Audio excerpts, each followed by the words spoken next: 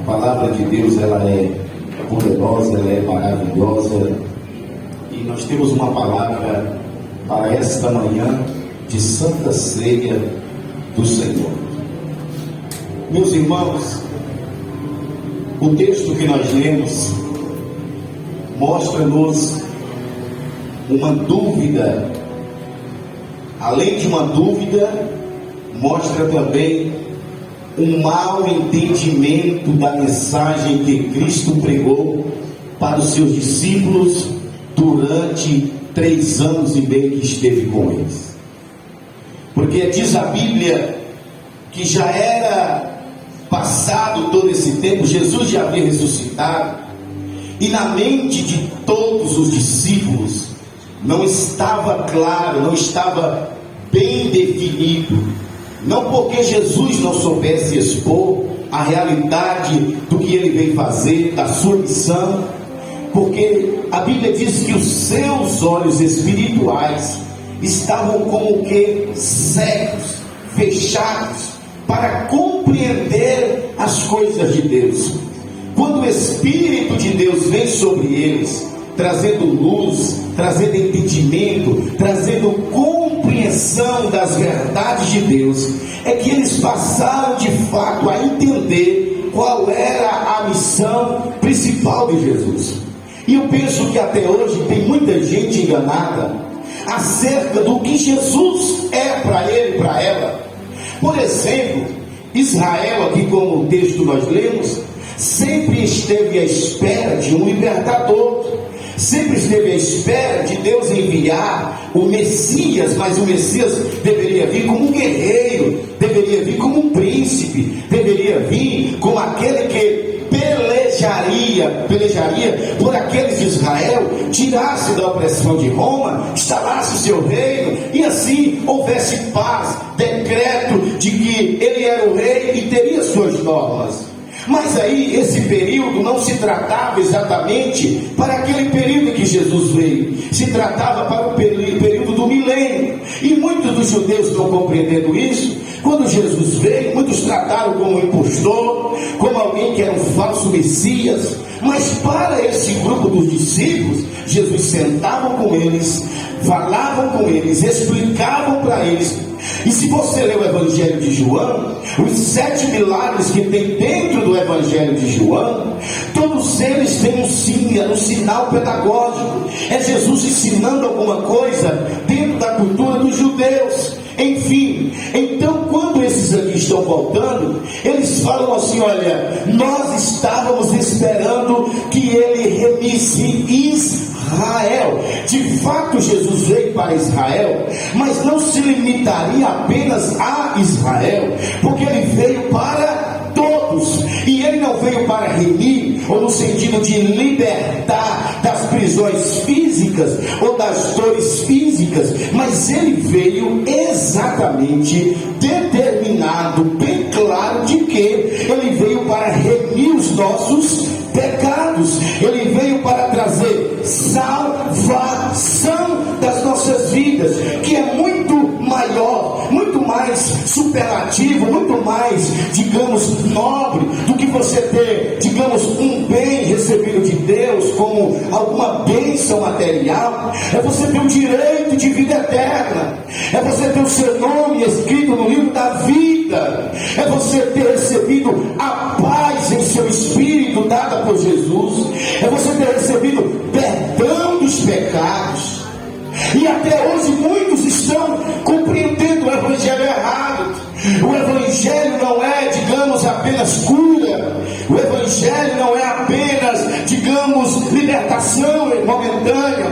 O Evangelho não é só para esta vida. Sim, dentro do poço do Evangelho, dentro do contexto do Evangelho tem cura, dentro do Evangelho tem milagre, dentro do Evangelho tem tudo isso. Deixa eu retornar, por favor, meu jovem. Dentro do Evangelho tem tudo isso. Porém, o principal não é isso. O principal principal do Evangelho é Jesus olhar para você e ver você salvo. É ver você salva. É saber que você vai ter o direito de, quando Ele voltar, você se assentar à mesa com Ele, de você poder ter vida com Ele eternamente. Vocês lembram dos dois ladrões da cruz? Um olhava para Jesus e dizia assim: Jesus, se Tu és Deus, nos tira dessa cruz, nos tira desse sofrimento, nos tira dessa angústia que agora. Enquanto o outro olha para Jesus e diz: Senhor, lembra-te de mim quando entrares no teu reino. Senhor, eu quero estar contigo onde o Senhor estiver, não me livrar apenas da cruz. Mas tem gente que quer Jesus apenas para se livrar da cruz, para se livrar de uma enfermidade, para se livrar de uma situação ruim, para se livrar de um problema nesta terra, esquecendo que o melhor de Deus não está para esta vida. O melhor de Deus está para além da vida, para depois que eu e você, seja como Deus quiser, partir ou Ele vir buscar a sua igreja, você encontrará todas as riquezas do Evangelho, tudo que Cristo conquistou na cruz para mim e conquistou para você. Você lembra daquela pomba e daquela pomba e daquele corvo? Ali representa dois tipos de pessoas que olham para Jesus, que olham para a obra de Cristo. Por exemplo, a Bíblia diz que Noé soltou um corvo e o corvo não voltou por quê? Porque ele estava se alimentando das coisas ruins que tinham fora da arca. O corvo é da mesma família dos urubus, ele se alimenta de carne podre, de carne apodrecida. Então, enquanto ele estava na arca e não tinha comida para eles direito, aí eles observaram que na hora que Noé abriu a porta e disse: vai cumprir uma missão, eles foram lá e não voltou. A pomba foi e voltou, porque a forma da pomba se alimentar é diferente. A pomba gosta também, não de carne podres, como por exemplo os corvos. Mas eu te pergunto, por que o pombo também entrou na arca? Porque havia tempestade fora, porque viver do lado de fora era perigo, do lado de fora ela poderia morrer, e ela estava apenas querendo passar uma tempestade. Ela estava querendo passar apenas um momento ruim, e depois que as águas cessaram, ela diz: isso aqui não serve mais para mim, minha vida não é essa, meu jeito não é esse. E quantas vezes as pessoas querem Deus para se livrar de um casamento ruim, para se livrar de uma enfermidade, para se livrar de um problema, mas eu espero estar pregando para as pombas de Deus aqui esta manhã, que diz: eu não sirvo a Deus pelo que Ele dá, eu sirvo a Deus pelo que Ele é, e eu tenho esperança de estar com Ele. E o meu alimento não é coisa podre deste mundo, o meu alimento não é as coisas estragadas deste mundo, o meu alimento é o pão vivo que desceu do céu, é comer da sua carne e beber do seu sangue, que um dia rasgado foi por mim. Aleluias. E aí muita gente tem essa compreensão errada, mas eu dou graças a Deus que Jesus, Ele é tão amoroso. Vocês sabiam, se eu perguntar aqui, talvez alguns nem saberiam, de fato Jesus teve 12 discípulos, que eu chamo de oficiais, aqueles que estavam sempre ao lado dele, aqueles que foram depois passados para ser apóstolos. Dentre eles um chamado Judas não prosseguiu, mas enfim, Jesus tinha a princípio oficialmente 12 discípulos. Mas se você contar na Bíblia, você vai ver mais de 80 discípulos, porque em Lucas capítulo 10, a Bíblia diz que Jesus enviou outros 70 discípulos, ou seja, mais discípulos foram se agregando ao ministério. Esses 70 discípulos aqui, quais eram os trabalhos deles? Eles evangelizavam, falavam de Cristo, sim, mas eles eram como a publicidade de Jesus, o marketing de Jesus. Vocês lembram que várias vezes, quando você está lendo a Bíblia, aparece assim: e esse daqui ouviu que Jesus haveria de passar por aqui? Quem foi que falou? Outro dizia: eu já ouvi falar desse Jesus, mas não conhecia. Esses outros discípulos faziam essa parte de ir anunciando as cruzadas, os lugares que Jesus haveria de passar, e enquanto isso ia instigando o desejo de ouvir a mensagem do Evangelho. Pois bem, então eles não têm tanto conhecimento da Bíblia, mas de uma função primordial. Ok? E 2 vezes aqui, Jesus já havia falado para todos eles que ele haveria de morrer. Uma coisa Jesus sempre deixou bem claro: olha, eu vim, é uma agenda do meu Pai, já está tudo certo, vocês não se assustem. Prova disso, se você ler o Evangelho de João, 70% do Evangelho de João está concentrado entre a morte, a crucificação e a ressurreição de Jesus. Ou seja, ele focou muito a questão da morte de Jesus. Por quê? Porque João, ele entendia um pouco melhor, ele estava sempre mais perto de Jesus e pôde compreender melhor a mensagem que Cristo estava pregando. Ok. E então, diz a Bíblia que esses 2 discípulos aqui, eles tinham feito o quê? Eles ouviram Jesus falar que convinha que o Filho do Homem padecesse, morresse e fosse entregue às mãos dos homens, e ele seria castigado. Jesus nunca enganou eles sobre isso, porém nenhum deles imaginou como seria. Uma coisa é alguém dizer: olha, eu vou sofrer, vão me maltratar, vou padecer. Mas só que eles nem sequer pensaram nas cenas de horror que os seus olhos haveriam de ver.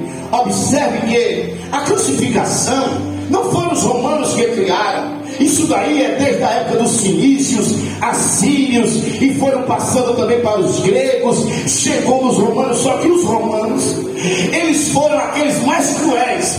Eles asseverou, eles tornou mais cruel a morte de cruz, tornou um dia de, sabe, como um evento, era chamar gente em praça pública e tornar daquela morte horrorosa um espetáculo, ainda mais quando se tratava de alguém conhecido, alguém popular como era Jesus. E naquele dia, desde a quinta-feira em que Jesus já foi preso e começou a ser, digamos ali, julgado, aí vamos passar 3 dias, a sexta-feira, mas quando chega aquele horário de 9 da manhã até as 3 da tarde, aí se você contar, você vai ter 6 horas de filme de terror puro, porque é a hora que vai crucificar, o processo da crucificação. Imagine só, você está com alguém que disse que ao 3º dia vai, deixou bem claro: eu vou ressuscitar. Eu pergunto, qual dentre eles ouvira falar que alguém disse: eu vou morrer e eu vou ressuscitar? Você conhece alguém? Não, porque na Bíblia sempre teve alguém que Deus usou para ressuscitar alguém, para curar alguém que estava morto e voltar à vida. Mas alguém que disse: no 3º dia eu volto à vida. Então era algo muito, sabe, inacreditável aos ouvidos dos ouvintes. E aí a Bíblia diz que ele falou: olha, fica tranquilo, eu vou morrer, mas vou ressuscitar. Aí quando começa, chicotes, você já deve ter ouvido que os chicotes tinham pontos de ossos nas suas tiras, as tiras na ponta do chicote, e que começa a bater as costas de Jesus. Historiadores dizem que arrancavam meio que pedaço de carne naquele chicote, que era possível você ver as carnes vivas das costas de Jesus. Que sangue, quando as artérias começou a se romper, era, digamos, como que sangue que jorrava de uma forma que escorria pelo corpo. Quando eles viram aquela cruz de cerca de 100 quilos sobre as suas costas, pesada, quando olharam na sua fronte e viram espinhos mais ou menos de 12 centímetros, uns espinhos daqueles que inflamam a pele, que dói. Você já furou, você sabe, tem espinho que só não dói pelo furo, mas porque ele inflama. Tem esse espinho de 12 centímetros sobre uma coroa cravada na sua cabeça. Ele está caminhando quase que trôpego, sem forças, porque está perdendo oxigênio, perdendo forças ao caminhar. Os mais injustos estão cuspindo a sua face. Os pecadores estão chamando dele, que Cristo é você, que Deus é você. Você fez milagre para todo mundo e não se salva e não faz nada por você. Mas ele está caminhando firme, focado no seu propósito. deixe perder o foco. Porque no caminho vai ter muitos inimigos, vai ter muita gente dizendo: deixa a sua cruz. Pare com isso. Vai ter gente querendo te esbofetear na escola, vai ter gente querendo te esbofetear no trabalho, vai ter gente querendo te humilhar o tempo todo, para você deixar a cruz, para você parar a sua caminhada. Mas observe que nem Jesus, a Bíblia diz que como o cordeiro mudo, ele não abria a sua boca, porque ele sabia o que ele estava fazendo. Ele sabia a glória que estava no porvir. Ei, só desiste de Jesus quem ainda não tem a real certeza da glória que está no porvir. Só desiste de Jesus quem ainda não entendeu a glória que ele já reservou para aqueles que nele esperam. Aleluia. Alguém está zombando dele, ele está caminhando. Quando percebe que ele não consegue mais carregar a cruz, aparece um Simão que é constrangido a carregar a sua cruz, começa a ajudar. Alguém diz: olha, nem sequer consegue manter-se de pé, e ele está indo. Quando chega no lugar chamado Caveira, o lugar onde eles penduravam esses mortos, pregaram pregos nos seus pés, prego aqui nos seus punhos, amarra ele numa cruz que não era dele, era de Barrabás, porque as cruzes eram confeccionadas do tamanho daquele que iria ser crucificado. Lembra que soltaram Barrabás no lugar dele? Então a cruz não era dele, era de um pecador, era de um miserável, era de alguém que merecia. Aquilo era para dizer: gente, essa cruz não era dele, esse sofrimento não era dele, essa cruz era de Hernandes, essa cruz era dos homens, essa cruz era dos pecadores, mas digamos miseráveis que tinha. Mas ele nem sequer, por amor que diz: eu pego a cruz dele, eu carrego a cruz dela, eu vou carregar para que ele tenha vida, para que ele viva. Ele carregou a sua cruz. Dá uma olhadinha de lado para quem está aí do seu lado e diga assim: olha, ele carregou a sua cruz. Fala para ele: aquela cruz era sua, aqueles chicotes não era dele, aquela coroa não era dele, aquele escárnio não era dele. E você me diz: por que ele fez isso? Porque diz a Bíblia: porque Deus amou o mundo de tal maneira, porque Deus amou a minha alma pecadora de tal maneira que deu Jesus, seu filho, para morrer em nosso lugar, para que não pereçamos, mas para que tenhamos a vida eterna, a vida eterna. Oh, glórias.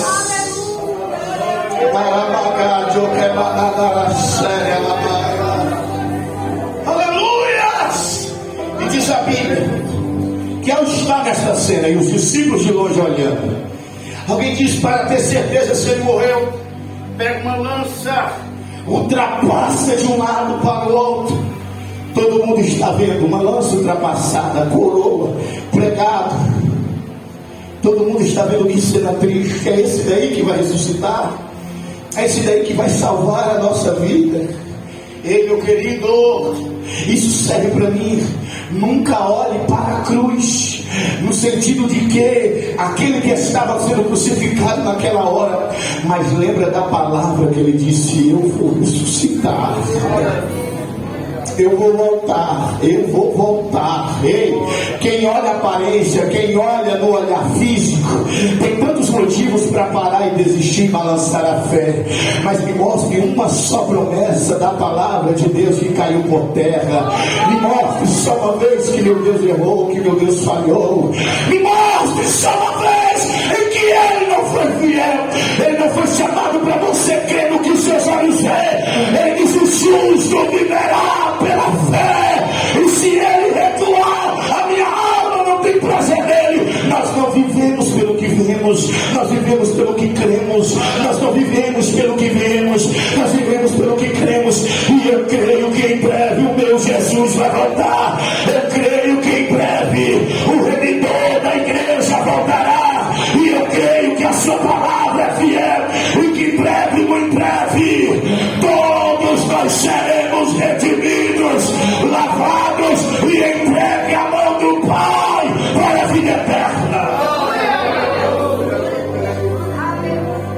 E aquela cena ficou na cabeça desses discípulos. E o que o diabo faz?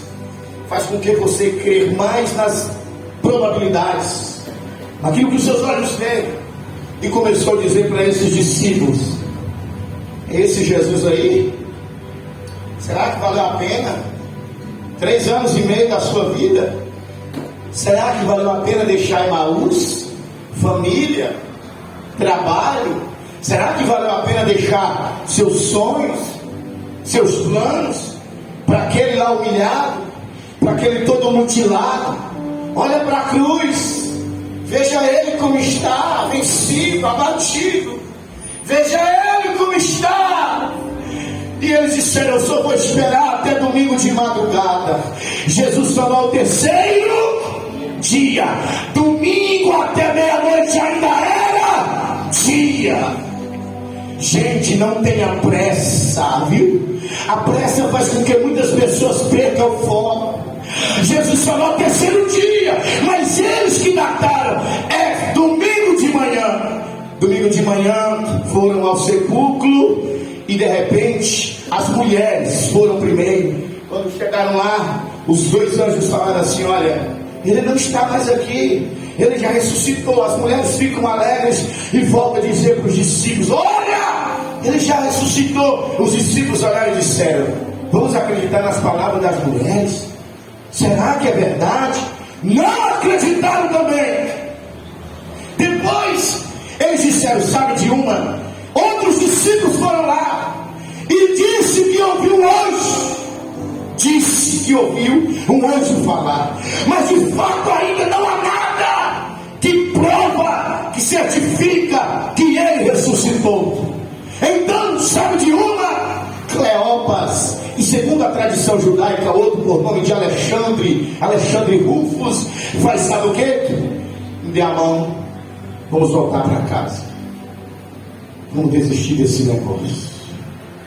Jesus não vai voltar. Jesus, nem sei, nós esperávamos passar, não esperamos mais. Então vamos voltar para casa, vamos voltar para a nossa vidinha e tudo vai ficar dentro. Vamos recomeçar. Foi 3 anos perdidos, foram 3 anos investidos à toa, mas dá para recomeçar. Fala comigo assim: Jesus tinha mais de 80 discípulos, mas ele se importou com 2 que estavam se extraviando. Oh, irmãos, aqui eu vejo um amor de Deus tão grande, porque no demais, irmãos, ele tem milhões de almas, milhões de servos. Mas quando tu pensa em desistir, quando tu pensa em parar, tu diz: não é tanta gente mais importante do que eu, há tanta gente melhor do que eu.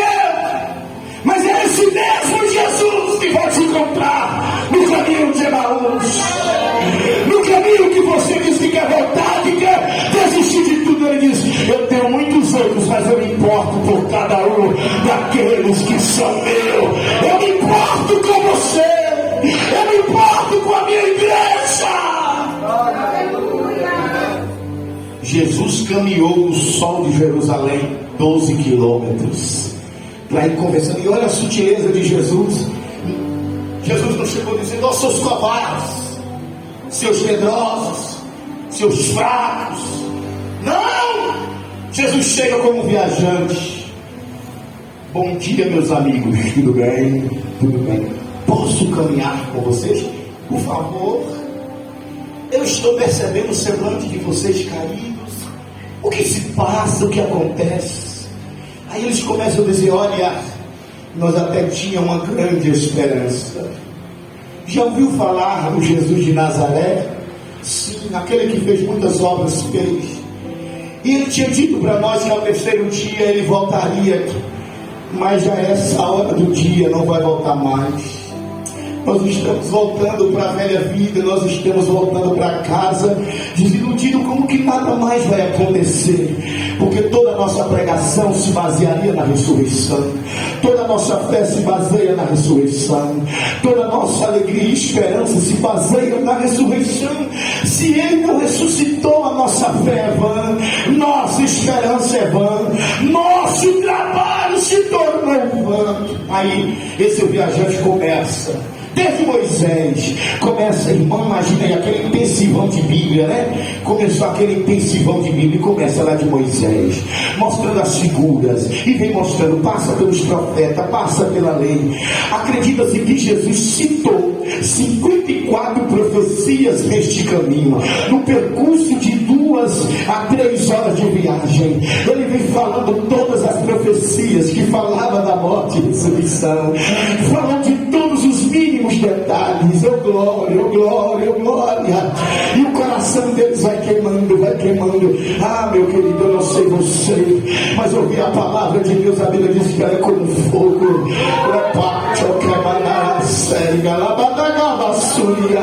E o coração está queimando, está queimando. Alguém deles deve ter dito: rapaz, esse viajante é diferente. Esse de viajante fala diferente. Quando chegou perto da porta da casa deles, isso aqui é outro detalhe para você que quer ter intimidade, viu? Você que quer ter intimidade com Ele, presta atenção nesse detalhe. Jesus nunca vai forçar ninguém a querer ser íntimo dele, mas todos quantos quiserem, terá que ter algumas atitudes.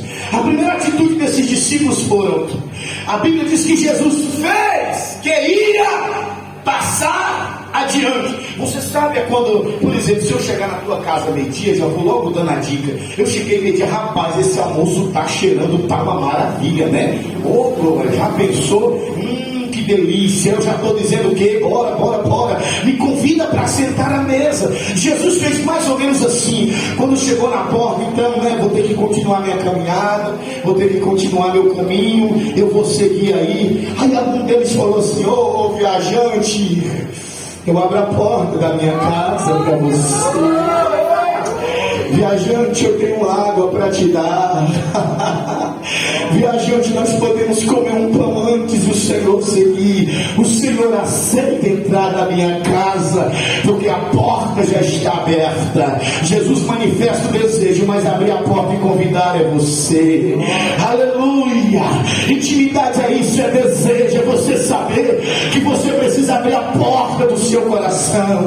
Você precisa convidar Jesus a cear contigo. Há uma frase muito linda que diz assim: há pessoas que chamam Jesus para ser residente da sua casa, mas tem outros que convidam para ser o presidente. Entrega a chave da casa e diz: Jesus, esta casa é sua, faça morada. É o Senhor que governa sobre ela. É possível numa manhã como essa, alguns virem e sentir a palavra como fogo, receber Jesus, mas também é possível alguém vir e voltar sem sentir nada, porque a Bíblia diz lá em Apocalipse, quando ele escreveu uma igreja assim: ó, eis que eu estou à porta e bato. Se alguém abrir a porta, eu entrarei, cearei com ele e ele comigo. Se você quiser nesta manhã, você pode abrir a porta do teu coração e convidar Jesus a entrar e dizer: Jesus, o Senhor já está, mas como foi pregado, eu quero abrir mais, Senhor. Eu abro a porta do meu coração, porque eu quero cear contigo esta manhã. Eu quero me envolver contigo esta manhã. Eu quero mais intimidade com o Senhor esta manhã. Eu quero crescer nesta manhã. Eu quero amadurecer minha fé nesta manhã. Eu quero ser fortalecido esta manhã. Eu quero ser mais cheio esta manhã. Eu quero ter mais graça esta manhã. Eu quero ter mais poder esta manhã. Abra a porta do teu coração, que ele está dizendo: eu estou passando, eu estou passando. Quem pode abrir a porta do coração? Eu vou parar um pouquinho aqui.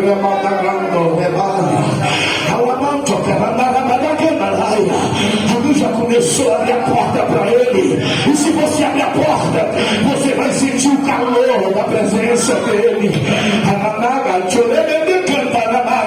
Você vai sentir a alegria do seu coração. Eu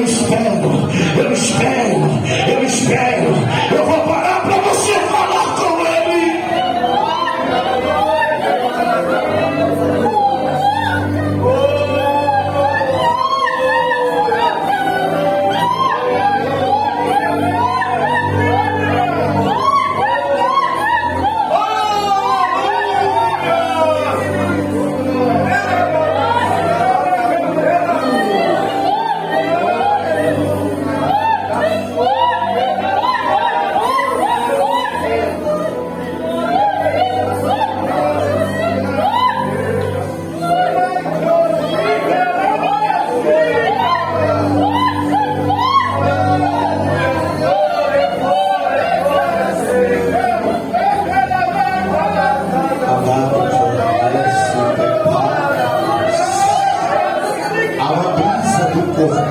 nesse ambiente.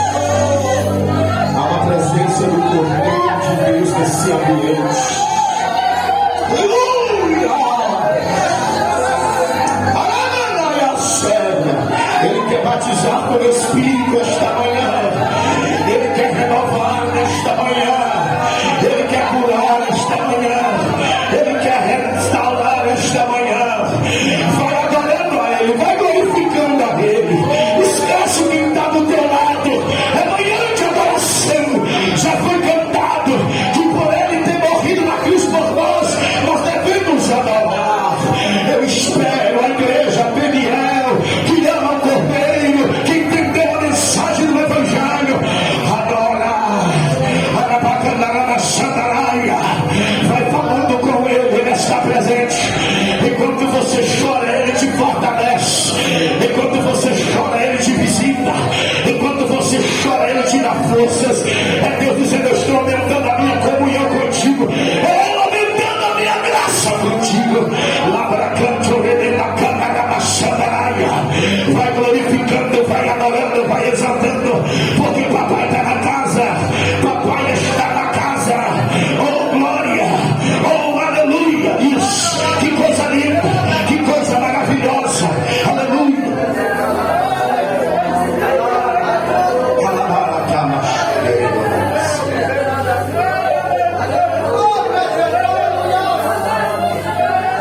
Oh glória.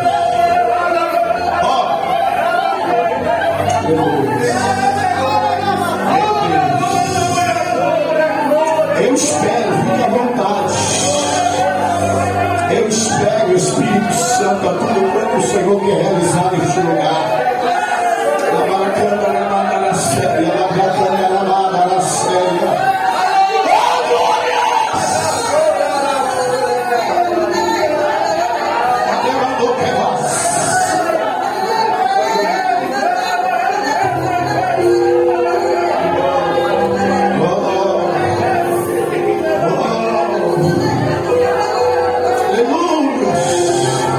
Esta manhã só o Cordeiro, como sempre, só Ele é digno de glória.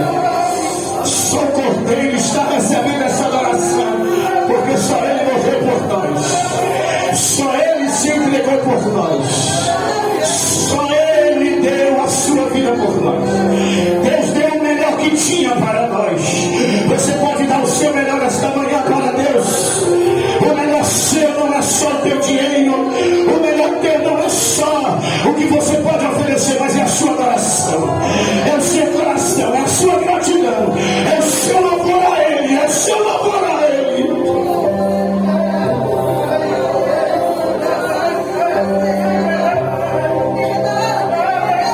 Diz a Bíblia que quando Jesus entrou, que eles começaram a pegar o pão. Vocês sabiam? Escute bem. William Barclay, o comentarista bíblico, um dos mais conceituados do Novo Testamento, diz que, porque há esse versículo dizendo que foi no partir do pão? Porque Jesus havia inaugurado uma forma ímpar, singular, de agradecer a Deus pelo alimento. Jesus costumava pegar todo e qualquer alimento. Lembra da multiplicação dos pães? Levantando as suas mãos, fazia o quê? Dava graças. E diz que no partir do pão, Jesus tinha uma forma singular de partir o pão. Esses discípulos viram Jesus partir o pão em outras ocasiões. Aí quando Jesus vai lá, que entra na casa, pega o pão da forma que ele fazia com os outros pães, levanta as mãos, ele já começa a dizer: rapaz, tem alguma coisa aí. Quando ele levanta, que dá graças, quando ele olha para as mãos que estão em cima, o que eles veem? Ramana Jorebas. Olha só, enquanto está caminhando de mãos baixas, e eles costumavam vestir roupas longas, não dá para ver, né? Mas quando Jesus levanta as suas mãos, alguém vê as marcas dos cravos.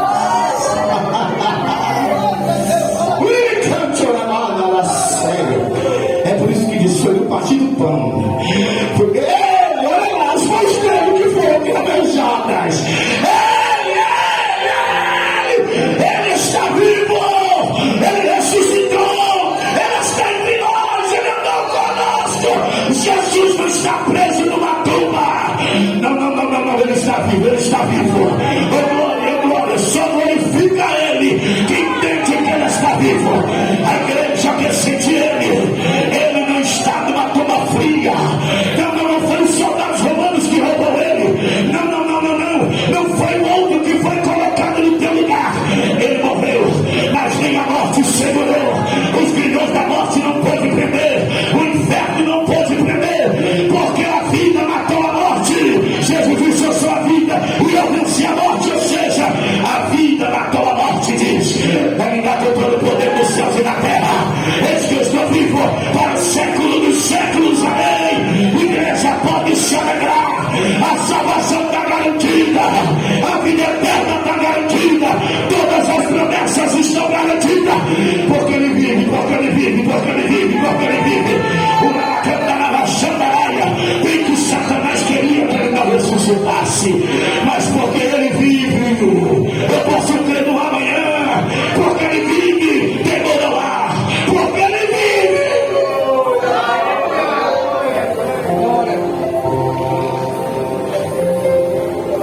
Só mais essa referência a gente termina. Só mais essa referência. Jesus, se você ler João, se eu não me engano é o capítulo 20, se não for 20 ou 21, diz que quando Jesus morreu, em que os discípulos foram ao sepulcro, ao chegar ali, fala comigo assim: viram os lenços dobrados. Não foi jogado, não foi desarrumado, foi o quê? Dobrados. Sabe por quê? Culturalmente no judaísmo, se eu sou o Senhor e eu tenho servos, eu estou sentado à mesa, o meu servo que serve à mesa, se eu quiser, hoje os restaurantes usam cruzar os talheres como sinal de que você não quer mais. Outros têm uma plaquinha verde, vermelha, isso diferencia de cada um. Pois é, naqueles dias era o quê? O lenço. Se ele deixasse assim, ó, jogado, é porque ele não queria mais. Mas o servo que ficava afastado, digamos que ali está a mesa, e eu estou aqui esperando ele ser servido, e quando precisava de alguma coisa me chamava. Digamos que o Senhor levantava-se da mesa, ia ao banheiro ou qualquer coisa, eu ia vir olhar o lenço. Se tivesse dobrado, ele estava dizendo: não mexa nos meus talheres, não retire os meus pratos, que eu vou voltar para continuar a refeição. Pode pesquisar e estudar essa cultura dos judeus. Pois bem, porque na Bíblia não tem nada, digamos assim, aleatório. Se diz que estava dobrados, é porque tem uma mensagem. Pois bem, só que a Bíblia diz que quando esses discípulos foram lá, não viram o lenço como bagunçado, viu ele dobradinho. Não saiu com pressa, não foi rapidado. Teve que só gente organizada, que não é que consegue acordar de manhã e já deixar tudo no jeito. Aí diz a Bíblia que quando eles chegaram e olharam o lenço dobrado, o que é que eles entenderam? Entenderam a mensagem. Eu te pergunto, qual foi a última coisa que Jesus fez antes de morrer? Participou da Santa Ceia. E Jesus fez uma promessa, pastor Vale, para a irmã Nádia: não comerei com vós, não cearei mais com vós aqui na terra, mas cearemos juntos lá em cima, no céu. Por que Jesus não deixou o lenço jogado? Porque os discípulos que participaram da última ceia, do último banquete, estavam entendendo. Ele morreu e ele diz assim: ressuscitou, eu vou voltar para a gente cear de novo. Levante a sua mão assim, levante. Pega com fé na mão desse homem de Deus, dessa mulher de Deus, com respeito, e fala assim: ó, o banquete está te esperando. O lenço dobrado é uma mensagem para você. A refeição não terminou. Isso aqui é só um memorial, isso aqui é só uma lembrança. Sabe, para você manter a fé esticada, porque o banquete do Cordeiro já está preparado. E o teu lugar está reservado lá. A tua cadeira está reservada lá. E deixa eu te dizer mais, sabe quem é que vai te servir lá? É o próprio Cordeiro, com as mãos marcadas pelos cravos. Enquanto ele se repartir o pão, você vai ver a marca da cruz, você vai ver a marca da morte, e vai poder dizer: valeu a pena, valeu a pena, valeu a pena. Ele vai voltar, ele morreu, mas vai voltar, ele vai voltar. Ele me diz: Hernandes, console a minha igreja, dizendo que em breve eu voltarei, que prepare-se as vestes, prepare seu coração. Os exércitos da terra não vai conseguir impedir, o poder do anticristo não vai impedir, as políticas não vai impedir. Em breve o céu se rasgará, as trombetas ecoarão na terra, os seus ouvidos ouvirão o som de alarido, como o som de muitas trombetas, dizendo: vem igreja minha, vem igreja minha, vem servos meus, vem, eis que tudo preparado já está. Em Ceará, eu estou esperando esse grande dia para ser no céu. Só quem vai para lá, quem não vai pode ficar calado, quem não vai pode ficar quieto, mas quem vai, me dê sinal aí que você está esperando. Se você está esperando, não fique quieto, não fique parado, mostra para o céu que ainda há desejo, que o seu coração queima, que a sua alma vibra, que você não é dessa terra, você está em passagem por ela, mas o seu DNA é divino, a sua esperança é o céu, a tua morada é o céu.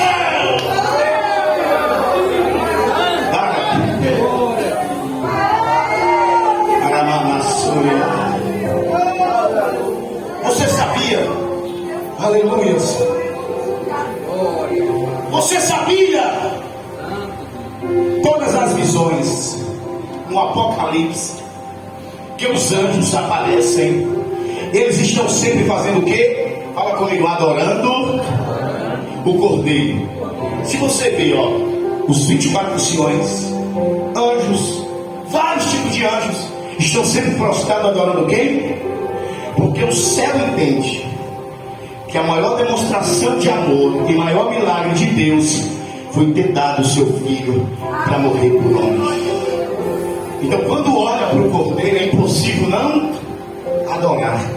Mas só mais essa vez, para não ser chato, fala para quem está do teu lado assim: o Cordeiro não morreu por anjos. Fala assim: o Cordeiro morreu por nós. Fala assim: os anjos adoram de gratidão, mas a obrigação é minha e sua.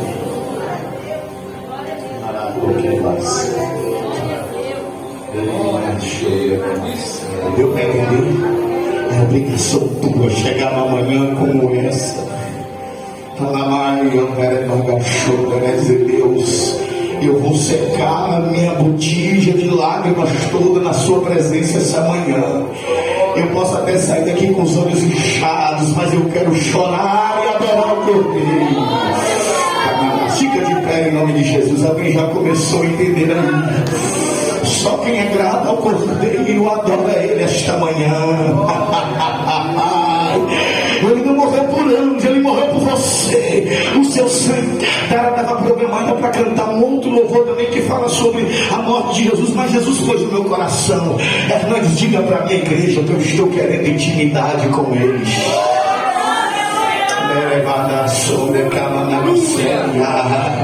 Ela vai cantar um hino que fala sobre intimidade. E nós já vamos terminar para dar início aí o cerimonial. Mas enquanto isso, você lembra de Cristo na morte, a sua morte na cruz, e Ele dizendo: olha, eu morri, mas eu estou vivo em você. Eu ando com você, eu sinto o seu calor, e eu quero ter intimidade como prova de que Ele está vivo. Ele quer ser teu amigo íntimo esta manhã. Amém? Pode louvar a serva de Deus. Enquanto isso, você fecha os teus olhos, volte-se para Deus e sinta o Cordeiro de Deus falando com você. Oh, aleluia, bendito seja o nome do Senhor. Isso, cante a